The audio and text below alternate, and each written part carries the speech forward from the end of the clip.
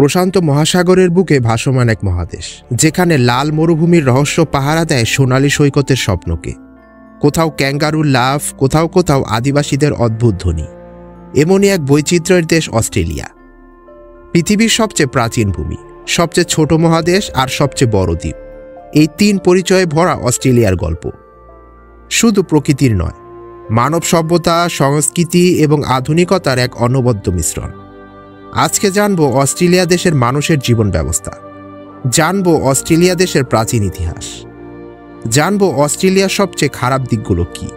তো চলুন ডুব দেই এই মহাদেশের হৃদয়ে। এসটিআর বাংলায় নতুন হলে সাবস্ক্রাইব করতে ভুলবেন না। অস্ট্রেলিয়া মহাদেশটির আয়তন প্রায় ৭৬ লাখ বর্গ কিলোমিটার, যা পৃথিবীর ষষ্ঠ বৃহত্তম দেশ। এর উত্তরে রয়েছে তিমুর সাগর, পূর্বে কোরাল সাগর ও প্রশান্ত মহাসাগর, দক্ষিণে ব্যাস প্রণালী, আর পশ্চিমে ভারত মহাসাগর।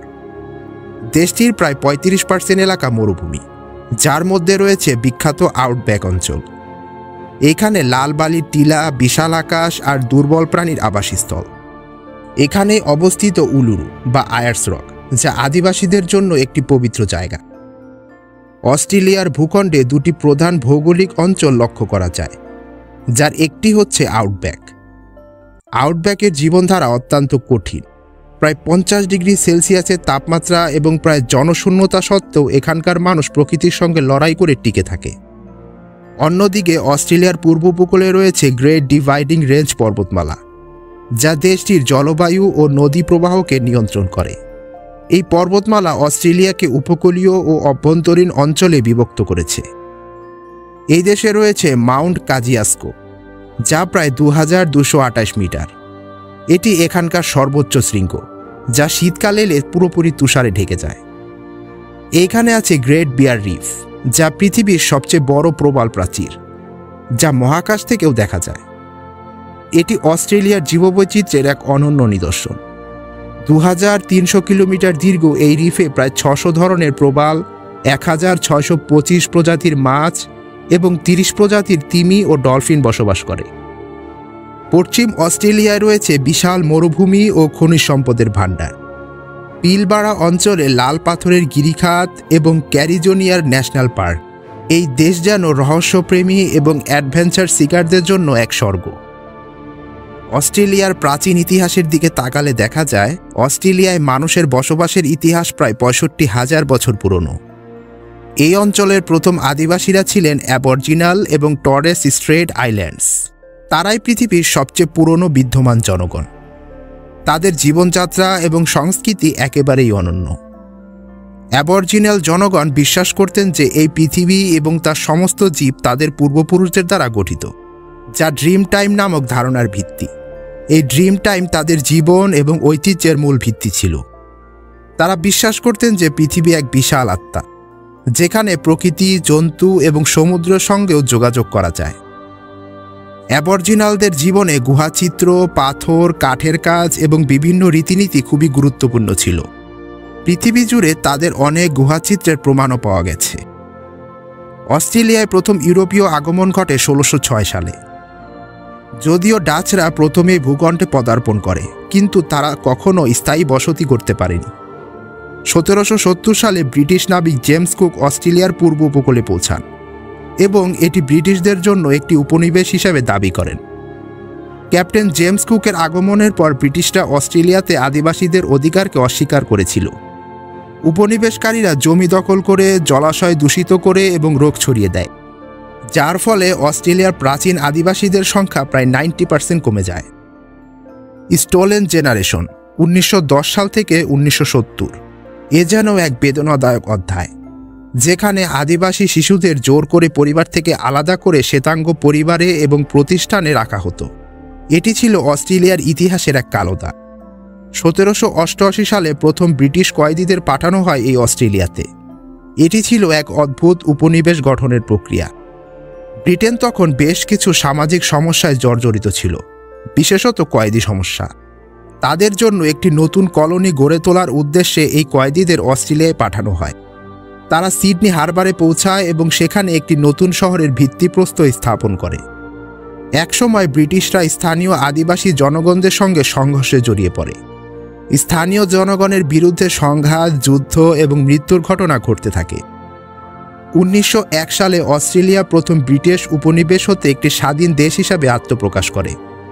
এটি কমনওয়েলথ অব অস্ট্রেলিয়া নামে পরিচিত হয়। ব্রিটিশ রাজত্বের অধীনে থাকা অবস্থায় অস্ট্রেলিয়ার মধ্যে খুবই গুরুত্বপূর্ণ সমাজ, অর্থনীতি এবং আইনগত পরিবর্তন লক্ষ্য করা যায়। এই সময় বিভিন্ন ছোট ছোট কলোনি একত্রিত হয়ে একটি বৃহৎ দেশ গঠন করে। এরপর অস্ট্রেলিয়া প্রথম বিশ্বযুদ্ধে অংশগ্রহণ করে এবং ব্রিটেনের সহযোগী হিসেবে ব্যাপকভাবে পরিচিতি লাভ করে। তবে অস্ট্রেলিয়ার স্বাধীনতার পূর্ণতা আসে 1986 সালে, যখন অস্ট্রেলিয়া অ্যাক্ট কার্যকরী হয় এবং ব্রিটিশ পার্লামেন্টের সঙ্গে সম্পর্ক ছিন্ন করা হয়। 1919 সালে এটি জাতীয় গণভোটে অনুষ্ঠিত হয়। তবে অস্ট্রেলিয়া একটি প্রজাতন্ত্র হিসাবে নিজেদের সাংবিধানিক সংস্করণের প্রবৃত্তি করতে পারেনি। আজকের অস্ট্রেলিয়া একটি উন্নত দেশ, যেটি অর্থনৈতিকভাবে শক্তিশালী এবং বৈশ্বিক পরিসরে অত্যন্ত প্রভাবশালী। এটি পৃথিবীর অন্যতম বৃহত্তম খনিজ সম্পদ রপ্তানিকারক দেশ। অস্ট্রেলিয়ার জনসংখ্যা প্রায় 25 মিলিয়ন এবং এর অর্থনীতি বিশ্বের 14তম বৃহত্তম। এর বাণিজ্যিক কেন্দ্রগুলো হচ্ছে সিডনি, মেলবোর্ন, ব্রিসবেন এবং পার্থ। সিডনি শহরটি পৃথিবীর অন্যতম আধুনিক এবং সুশৃঙ্খল শহরগুলোর মধ্যে একটি, যা সুন্দর প্রাকৃতিক পরিবেশ এবং আধুনিক স্থাপত্যের জন্য বিখ্যাত। সিডনির অপেরা হাউস এবং সিডনি হারবার ব্রিজ বিশ্বজুড়ে অন্যতম পরিচিত আইকনিক স্থাপনা হিসাবে। অস্ট্রেলিয়ার অর্থনীতি প্রধানত পরিষেবা খাতের উপর নির্ভরশীল, যা দেশের জিডিপির প্রায় 70% অবদান রাখে। এছাড়াও শিল্প ও কৃষিখাত অর্থনীতিতে গুরুত্বপূর্ণ ভূমিকা পালন করে। দেশটির অর্থনৈতিক সমৃদ্ধি এবং উচ্চ মাথাপিছু আয়ের পেছনে খনিজ সম্পদ, বিশেষ করে কয়লা, লোহা এবং প্রাকৃতিক গ্যাসের ভূমিকা অপরিসীম। তবে উচ্চ মাথাপিছু আয়ের পাশাপাশি অস্ট্রেলিয়ায় আয়ের বৈষম্যও বিদ্যমান। একটি প্রতিবেদনে উল্লেখ করা হয়েছে যে অস্ট্রেলিয়ার শীর্ষ 1% ধনী প্রতি সেকেন্ডে প্রায় $2,500 উপার্জন করে, যা বাংলাদেশি মুদ্রায় হয় প্রায় 1,85,000 টাকার সমান।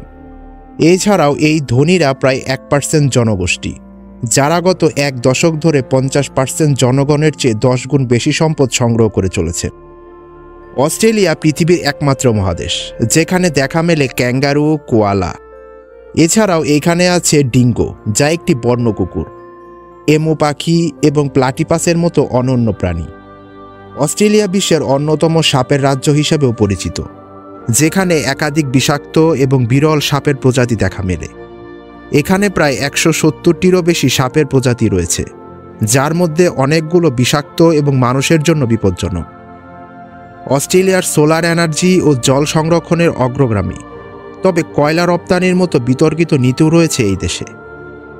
অস্ট্রেলিয়ার মানুষের সম্পর্কে সাধারণভাবে ইতিবাচক ধারণা থাকলেও কিছু নেতিবাচক দিকও রয়েছে, যেমন রেসিজম বা বর্ণবাদ।